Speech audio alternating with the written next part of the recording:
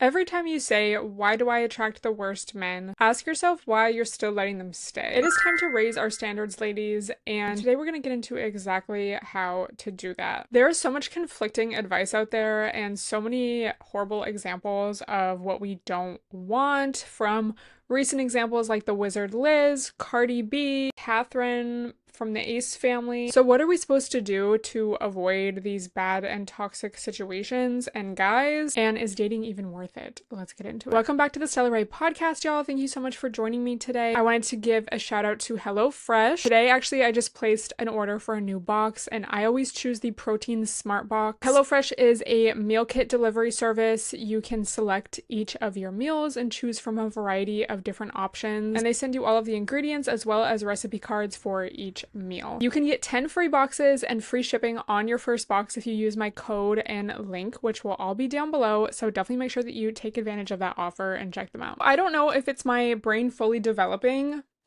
common theme on this podcast, or if in general the girlies are just waking up, and so I'm seeing more of this content and like realizing things. But now I feel like I'm able to realize the scams and the games that these guys play so much more clearly than in my younger years. I think the number one thing I've learned is that it's a lot more simple than we make it out to be. You know, especially as women, we overcomplicate things a lot when it comes to dating, and we try to decode things and like, oh, well, what did he mean by that? And we want to make excuses, and we have this like image of what we want and like a fairy tale, and a lot of that is sold to us, you know, because of patriarchy and Disney movies, and like, you know, it's sold to us so hard, this vision of like, oh, your role in life is a wife and a mother and like happily ever after, da da da. But that's not the reality. Like, if you guys have you guys ever heard a man talk about his wife like a random, you know, like not like, oh, my like great uncle like loved his wife so much and like he just worshipped her. Like, I'm not talking about that. I'm talking about like you're at a bar and you like either overhear a convo or like literally a random starts ranting to you about like how he hates his wife and she's such a B word, and like it's like, oh my God, like y'all are not happy. I think it's so true that majority of guys settle down or like say that they want a wife not because of the fairy tale image, but because it's what they feel they should do. It's very like societal expectations and this whole like a wifey thing. It's like, who's gonna be the best maid? Who's gonna raise my children for me? Who's gonna like keep a good home? Or it's like, is she also providing and like making my life easier? Men don't have these same expectations as far as like a fairy tale and like true love's kiss and all this stuff. So it's really important that we get put on game. I think especially if y'all, again, this applies to any age range. Like, I wish I had known this sooner in life, but I think especially if you are in your later 20s and beyond, like, this is the time when people start to settle down. This is the time where a lot of people start to feel pressure of settling down and like, oh, I need to, you know, get engaged. I need to get married. I need to start having kids. And like, oh my God, I'm going to be the only single one. Like, da da da. And I think that's why so many people settle and like put themselves in these situations or relationships or marriages that aren't really right for them because they just feel like they should. Babes, I mean, you could always get divorced, but like, that's expensive. That's like, do you want to waste time? No. The probability that you're going to regret, you know, rushing into a relationship because of expectations from society or your family or like all your friends are doing it, you're going to regret, the probability you're going to regret that is way higher than the probability of you regretting like being single or like waiting for a better, not like a better option, but like the right option, you know, like not just rushing into something. I think everything is so much more simple when we can tune into our own intuition. And I've actually been reading this book, not sponsored. Okay, side note, do you guys get those? Do you see those comments on TikToks that are like, ever since I read this book, my life has changed? And it has like so many thumbs up, but I always see that comment. And I'm like, what scam is this? Like, it's giving the SCX bots on IG, but it's like they're promoting this manifestation book or something. And it just gives like scam to me. I don't know. I always, it's so weird. But anyway, I got this book called The Gift of Fear by Gavin D. Becker.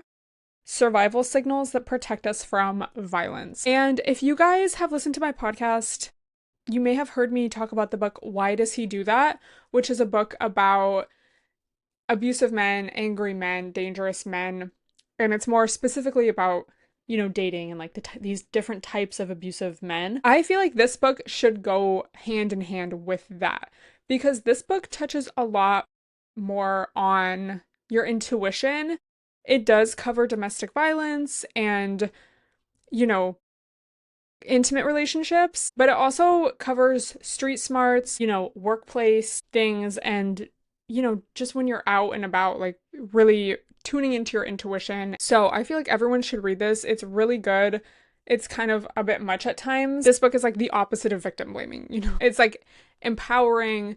It's like, thank you. But he really gets into the science behind intuition and how it's like this real thing. We kind of think of intuition as like a woman's thing because it's like, oh, emotional and like, yeah, sometimes men will say, oh, I had a gut feeling about this, but it's always kind of this abstract idea. He breaks down the actual science of intuition. That in itself is very affirming because you're like, oh my gosh, there's like a reason why I felt like something was off. One of the main examples he gives at the beginning of the book is this man went into a convenience store, he got a bad feeling, he left, and immediately afterwards there was a shooting. This is a true story. So he breaks that down and it's like, oh, the man, and this is all in the man's subconscious. Like he's not aware of this as it's happening, but what he is aware of is something's off, I need to leave. So things like when he walked in, before he even walked in, he noticed someone kind of sketchy in the parking lot. When he walked in, the cashier had this look of fear on their face. And there was like a third thing that it was just like something was off, signaling danger. So he left. He listened to that gut feeling and left. So it's all of these little things that our brain is picking up on. And of course, this can range from so many different things. But the conscious feeling we're left with is like, something's not right. Let me get out of here. And so it's so important to tune into that because it's not just like this mystical like feeling, like it's literally your subconscious brain, your survival animalistic part of your brain peeping things and keeping you safe. So then he also goes into why so often we go against our intuition and we second guess ourselves and we want to give someone the benefit of the doubt or like, okay, this feels off, but like, okay, it's probably nothing. Like, I probably just have anxiety. These are the messengers of intuition: nagging feelings, persistent thoughts, humor, wonder, anxiety, curiosity, hunches, gut feelings, doubt, hesitation, suspicion, apprehension, and fear. Early on in the book, he also goes over the signs of someone trying to manipulate you or take advantage of you. And this, I think, is especially important for someone who dates men, but even just as general street smarts. The first thing is forced teaming. So he uses a story, an example where this woman was going home. I don't even know if it was late at night, but this man offered to help her bring her groceries upstairs because she was kind of struggling with the bags. And he kept making all these comments like, oh, we got to get these bags up there. You do the same for me. Like trying to kind of cultivate this familiarity when they're a complete stranger. And the author said, in this case, it's very important to just keep reminding yourself of the facts and literally just like what actually is true, which is like, this is a stranger approaching me. I think a huge example of this that probably all of us can relate to some degree is a random man asking you for help on the street. And like, you kind of want to be like, oh, like maybe he actually needs help or like, but then you have to think, this is a man asking a woman for help or like a young woman for help. Seems unlikely, like that's kind of weird. So just reminding yourself like, this is a stranger, they approached me, just literally the concrete facts. Another thing is charm, and he really emphasizes thinking of charm as not, the way someone innately is, but instead as a verb. So instead of thinking, oh, he's so charming, think like, oh, he's trying to charm me. So he's trying to get on your good side, he's trying to appeal, and it's like, why would he be doing that? Another thing is too many details. I think this is a classic example of someone who lies a lot. People expect, especially like a woman period, but especially like a young woman, to feel bad, to like be caring, to like put someone else above herself, to not want to be rude. And so they have all these little tips and tricks that they will use. But what you cannot deny is like your gut feeling. This feels wrong. No. Y'all just have to remember it is better to be rude or bitchy or wrong, maybe, about like your assumption or like your gut feeling about a man than to try to convince yourself otherwise and like put yourself in that dangerous situation. A lot of this you can apply to dating. He also does, again, in later chapters, get into like intimate relationships. Should you file a restraining order against someone, stalkers, like all of these things. And again, it's very pro victim and like I would definitely recommend you read this. But some of the other just general tips and tricks are to not be timid. So, for example, if you feel like someone's following you or you're getting a weird vibe from someone, a lot of the times our instinct is to like look away or like kind of like, you know, make ourselves small, turn up your headphones, when instead you need to like turn your body and look them in the eyes because they're not expecting that. And I actually had to do this the other day on the train. I was standing, there was no one else standing, so I'm the only one standing. This man like walks down and I didn't get like a dangerous vibe from him, but I did get a little bit of a creep vibe. I didn't get the vibe he was gonna act erratically. So obviously like use, you know, your common sense and street smarts. But I'm like looking away and I can just tell he's staring right at me. Like, I'm just like, bro, I was already mad about something. Like, I was just annoyed. You know, it was just a long day. There's like people in my way. Like, I was already annoyed. And so I just turn and look at him in his eyes and I'm like already mad. And he looked away and did not look at me the rest of the time. Because they don't expect it. They expect you to be like, oh my God. Because it's really about power to them. Like, it's not, ew. Get mad. Don't get scared, get mad. But listen to your feelings of fear because that is what's going to help keep you safe. Don't obviously like instigate something, you know, but for me at least, that helps remind me to get into that kind of energy rather than to be scared and like, because that's not really helpful and that's kind of where they want you to be. So yeah, would definitely recommend both of those books. Again, Why Does He Do That by, I think it's Lundy Bancroft. And then this book, The Gift of Fear by Gavin DeBecker. So as far as looking too into a situation or like, oh, does he like me? Does he want something with me? I just feel like if you have to ask yourself that, the answer is no. And we just accept so much BS. I think a huge realization I had was just like, oh, this feeling of not being sure or like, oh, that's weird or like, oh, that's kind of random. It's like, oh, it's because they're lying. And like, do you ever just think back? Like, sometimes a situation will pop into your head and then you like realize like, oh, that was like a lie. It's like, damn, like, why'd I have to realize that now? I saw this girl post about how she spent like the whole weekend with this guy and then she was like really feeling him and then at the end of the weekend she was like, oh, but like I really like you, like we should, you know, like where do you see this going? And he basically avoided the question and was just like, oh yeah, I had a nice time. And like the girl was trying to figure out like, oh, well, maybe I just wasn't clear enough, like maybe he doesn't like, no, he just doesn't like you. Like, Sex in the City, as much as we hate Burger, when he's just like, yeah, he's not that into you. If he was into you, he would have, like, spent the night. He would have, like, come upstairs. Like, he just doesn't like you. It's so true. It really complicates things way less. And then I think also when, like, the more you prioritize yourself, think highly of yourself, and also alongside that, start to recognize the lies or like the red flags, you just kind of realize like, oh, I don't even, like, it's not about if they like me, it's about do I like them? Does he meet my standards? Because I feel like a lot of the girlies are still stuck in this like putting a guy on a pedestal type vibe and like, my man, my man, my man. And he's like the things he is doing behind your back or the things that you aren't aware of yet is disgusting. And like you would think so low of him if you knew the truth. But you're like putting him on this unrealistic pedestal and therefore like devaluing yourself and you're not like seeing the situation for what it is. When you think highly of yourself and have these high standards, you're not thirsty for a man. You're not thirsty for a man's attention. And you don't get sucked into their little games that they play, such as not texting you back or saying, oh, I'm gonna call you right back, and then they don't. And then the next time you talk to them, you're like, I can't believe you would do that. Like, oh my God. And they're like, we got her. We got her. Or they just think you're annoying, you know? Have you seen those tweets that's like, society these days, like, it's just a game of who can care the least. Like, it's not care less in that way, but it's like, you have to see these signs for what they are instead of just getting sucked into the surface level, like, oh, he's he said he would call back and he didn't. I have to tell him that's like a violation of my boundaries. No, you say, you think to yourself, well, he doesn't do what he says, therefore why would I like talk to him? Why would I reach out again? Why would I give him the time of day? Why would I continue sleeping with him?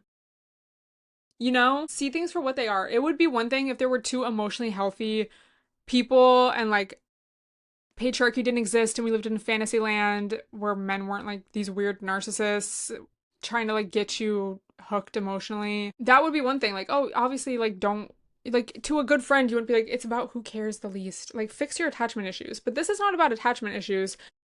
I mean, attachment issues could lead to like situations like this, you know what I mean? But like, it's about not tolerating disrespect. And I think that's where a lot of girls go wrong as well. You know, you want to like tell a guy what he did was wrong. Oh, that hurt my feelings. And especially, y'all, that's not even your boyfriend or anything. He's a random. You know how many girls are in his phone? Girls and other people? Various other people? For being real. And y'all think he wants to have this like emotionally intelligent conversation. So it's, again, it's not like I am advocating be cold, be emotionally unavailable. It may feel like that if you're used to pouring your heart out to a guy that doesn't care about you. But you have to see the reality of the situation. You have to see the reality of like where he's coming from. And I will always remember this interpersonal communications class I took. I think that's really where I first discovered like I love this. Like I love learning about psychology and like people's behavior and like why do they do that. But one of the main themes of that class and like of the textbook, I remember keeping the textbook, like I loved it so much. But it was like you can't just like good communication is not just talking at someone like with your point of view. It's about communicating what you need to communicate in a way that the other person will receive. Like you wouldn't explain to a 5-year-old something in the same way you would explain to like I don't know, someone who has multiple degrees is like much older, you know? So it's like you wouldn't, if a man, and we're not talking about, my man's different, he's the exception, we have long combos all the time, he's so emotionally intelligent, he goes to therapy. Like, we're not talking about that obvious, babes. The average random, especially a single random, he doesn't care. So why do you care? You know what will get him? If you actually care way less and like actually go talk to somebody else.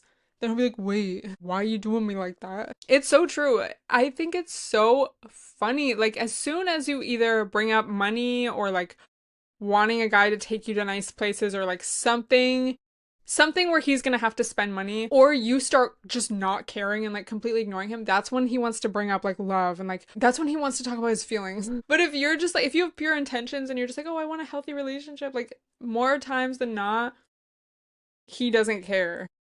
He's like, like, and it's, I just think it's like really the product of our society. Like, truly, honestly, I don't think it's like natural. It's become natural, but you can't just, you know, go around with these like, I'm a healthy communicator to like someone who doesn't even know what, like, they haven't cried since they were like 10 years old, or maybe even probably less. And like, their whole lives are taught this is what success looks like as a man. And then they see like the way that their dads and uncles and brothers talk about women, and you think, oh yeah, he just wants to have like an emotionally healthy combo, and like we just talk about it and think so fun. He just really gets me. Have you all seen those tweets? Wow, I finally found one. Like, quote tweet 2 months later. Never mind, because that's another thing. Like if you have the emotional combo, the guy might say what you want to hear, but that doesn't mean he's gonna do what you want him to do or act like that or continue acting like that.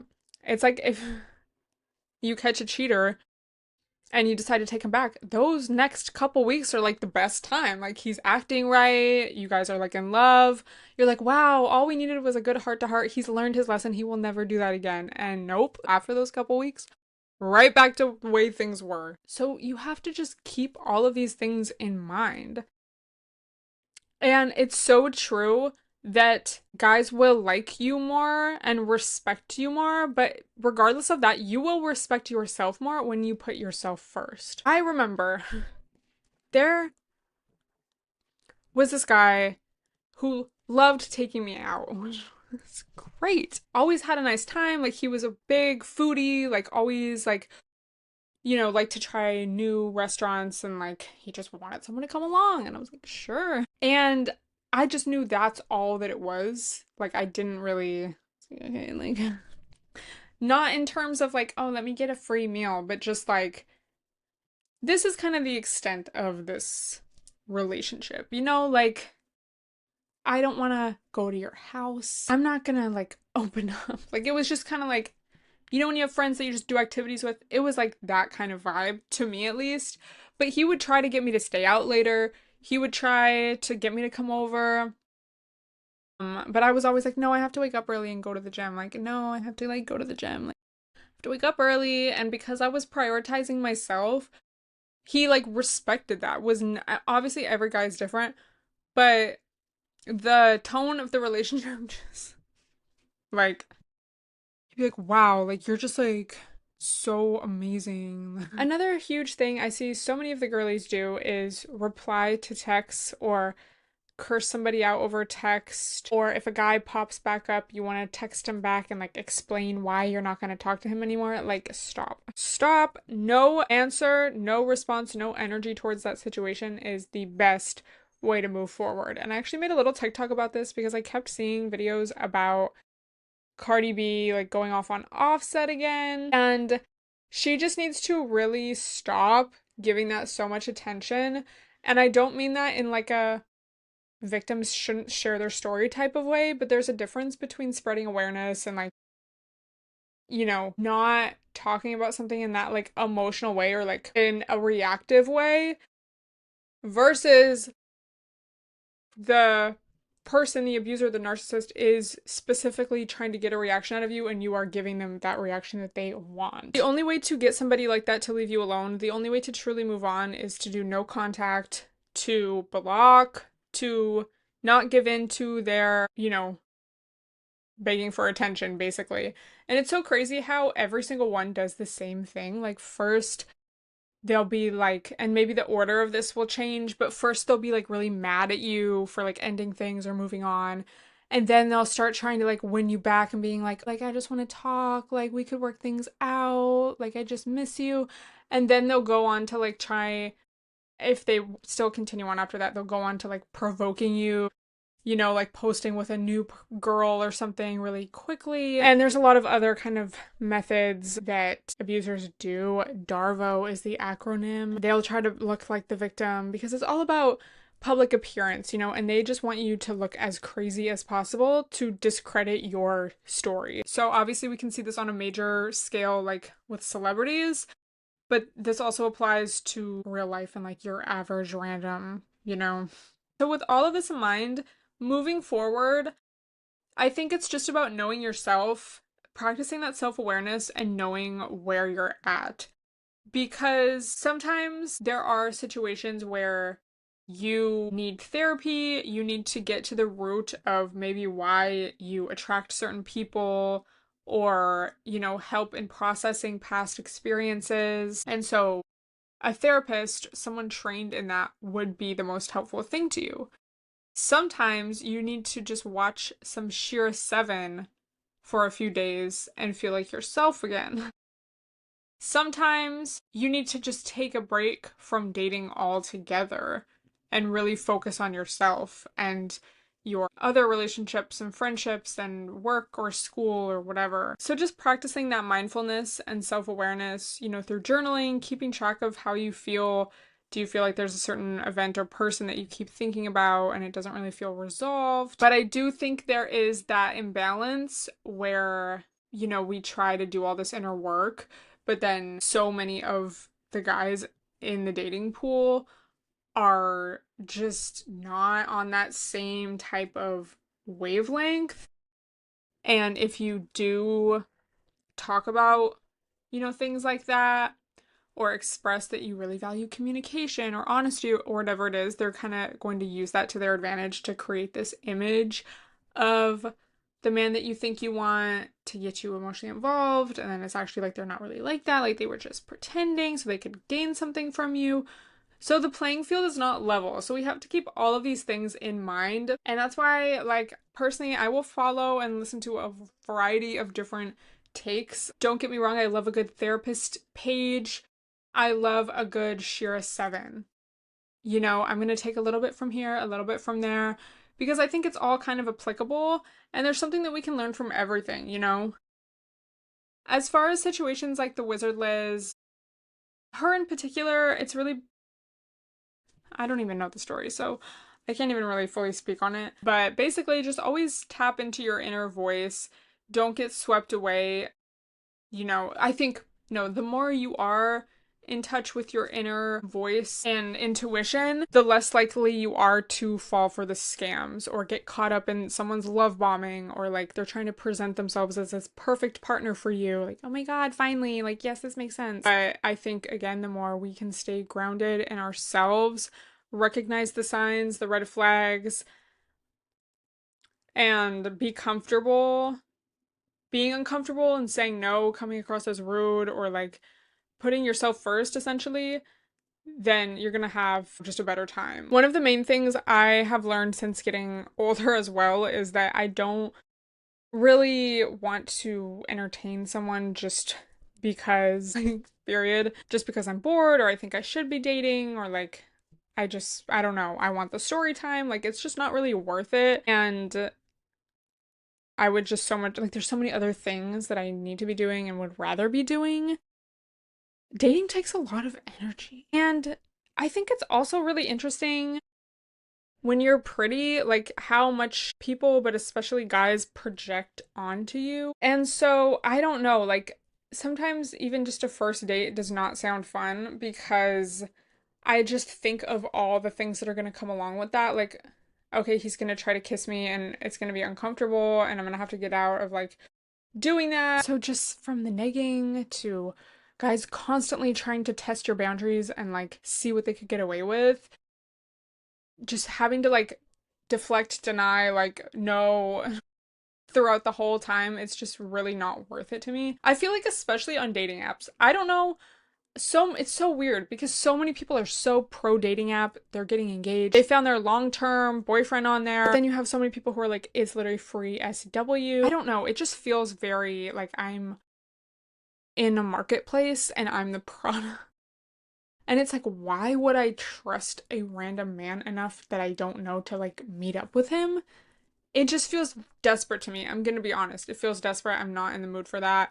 It feels annoying. It feels like not for me. But yeah, moral of the story, self-reflect, see where you're at, keep everything in mind, educate yourself about the signs, the red flags, get comfortable saying no, prioritize your safety, listen to your intuition, don't be desperate, and go to therapy if you need. Love you guys, and I will talk to you next week.